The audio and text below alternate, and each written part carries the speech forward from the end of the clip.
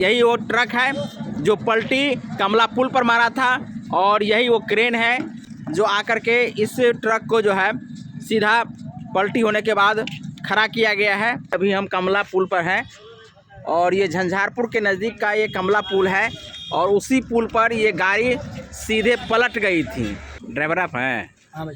कैसे हुआ था? अरे गाड़ी बैठ गई है। सुरक्षित है ना वो सब? हाँ सुरक्षित है। माने गाड़ी में टकराया या यूं ही पलट नहीं, गया? गाड़ी में नहीं टकराया। पलट गया है सीधे? हाँ। पलटने टकराई होती तो आगे। हाँ समझ गए। मैंने पलटने का कारण क्या था? जो नींद आ गया था या ऐसे ही हो गया था? नींद नहीं आया, गाड़ी झुलिया गई है। धुनी लगा था। अच्छा, धुनी लगा हुआ था। अभी जो है सो देख सकते हैं क्रेन आया है और क्रेन के माध्यम से इसे जो है गाड़ी को खड़ा किया गया है। दोस्तों आपको बता दें कि कोहरा का भी समय है और कोहरा में जिस प्रकार से एक्सीडेंट होने की घटनाएं बढ़ती रहती है उसी का नतीजा आप यहां देख सकते हैं कमला पुल पर। ये जो ट्रक आप देख रहे हैं ये ट्रक सीधा पलटी मार दिया था। वहां आप सामान देख रहे होंगे, वो सामान इसमें लदा हुआ था जिसके कारण जो है पलटी मारा है।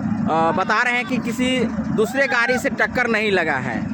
तो दूसरे गाड़ी से टक्कर नहीं लगने के बावजूद भी यदि गाड़ी गिरती है तो इसका मतलब है कहीं ना कहीं ओवरलोड रहा होगा। और मौसम जिस प्रकार से कोहरा का बताया जा रहा है तो दोनों का जो है सो कहीं ना कहीं यहाँ आप देख सकते हैं ये घटना घटी है।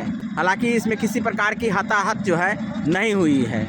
कैसे हो गया था सर? हम तो सो रहे थे, ड्राइवर गाड़ी चलाए हुए थे। आप सो रहे थे तो आपको चोट भी लगा है? तो ड्राइवर तो बताए होंगे ना कि क्या कारण था? एकाएक घूम गई।